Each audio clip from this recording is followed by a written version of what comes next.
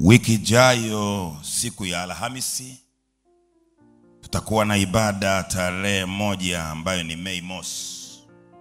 Tarehe 1 mwezi wa 5 inaitwa Mei Mosi. Tutakuwa na ibada mahali hapa saa 2 asubuhi. Ni ibada ya kuombea kazi na vitendea kazi. Kwa nini tuombee kazi zetu za mikono? Kwa nini? Ukisoma kitabu cha Hagai sura ya 2 na ule mstari wa 4, anasema, lakini sasa uwe hodari, Zerubabeli, asema Bwana, nawe uwe hodari, Yoshua mwana wa Yehosadaki, kuhani mkuu. Nanyi uweni hodari, enyi watu wote wa nchi hii, asema Bwana, mkafanye kazi, kwa kuwa mimi ni pamoja nanyi, asema Bwana wa majeshi. Kwa kisoma hii Hagai, unaona Bwana anaweka msisitizo juu ya kufanya kazi. Kwa swala la kufanya kazi za mikono ni swala la kiroho kabla ya kuwa swala la kimwili. Kwa Mungu hakuumba mwanadamu akae bila kufanya kazi. Ndio maana ukisoma Mwanzo sura ya 2, Bwana alimweka Adam kwenye bustani ya Edeni ailime na kuitunza. Hakumweka ndani ya bustani ya Edeni ale bila kufanya kazi. Kitabu cha Kumbukumbu la Torati 28 ule mstari wa 8, Biblia inasema, Bwana ataiamuru baraka ije juu yako katika gara zako na mambo yote utakayotia mkono wako, naye atabarikia katika nchi akupayo Bwana Mungu wako. Kwa hapa Bwana anaeleza waziwazi kwamba kazi yoyote ya mikono ambayo utakwenda kuifanya, ili mradi imetamkiwa baraka, inakwenda kubarikiwa. Kwa nini tutamke baraka? Nenda kitabu cha Hesabu sura ya 6 ule mstari wa 22 hadi 27.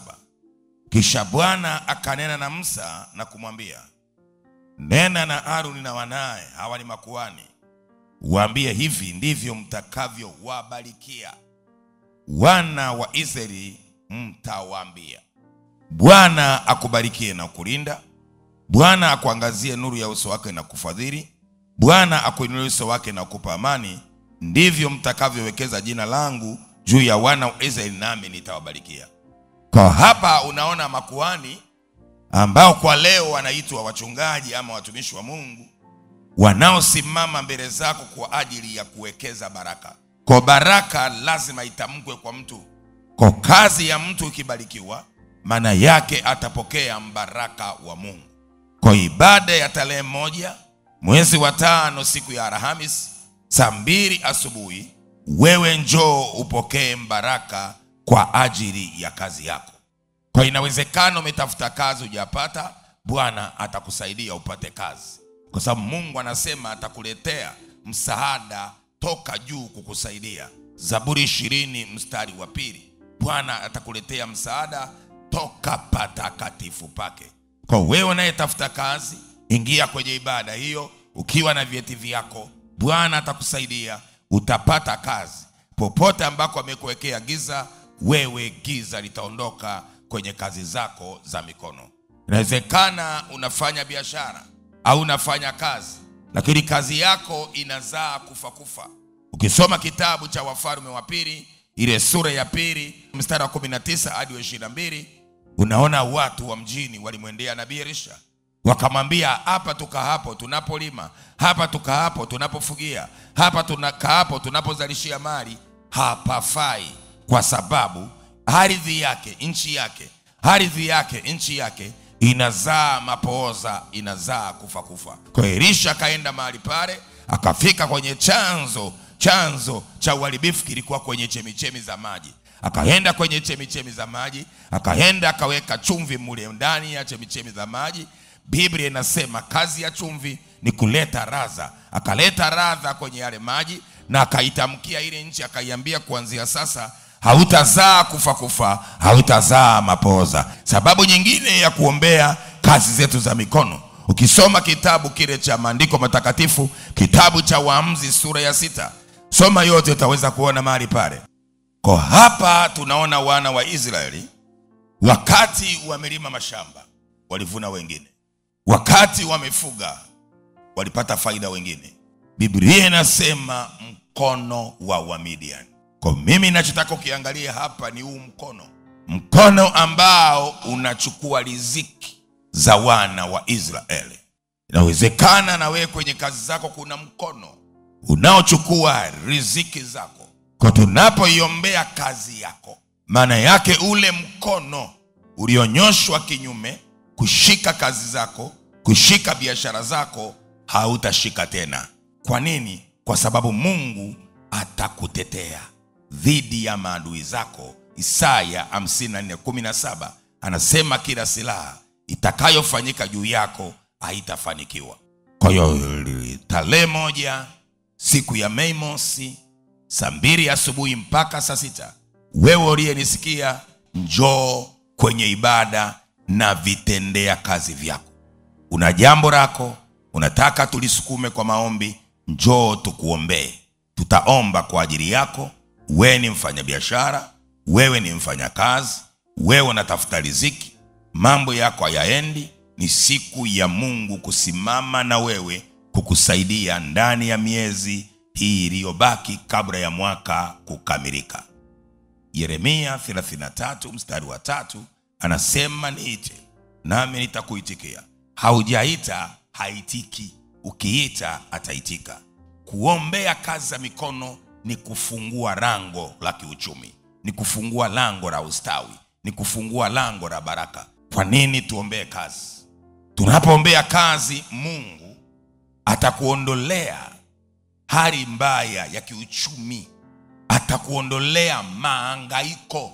Kuna watu mnahangaika toka Januari to Desemba, unahangaika. Yeremia 17:5 hadi ule mstari wa 8. Bwana asema hivi: amelaaniwa mtu yule amtegemeaye mwanadamu, amfanyaye mwanadamu kuwa kinga yake, na moyoni mwake amemwacha Bwana.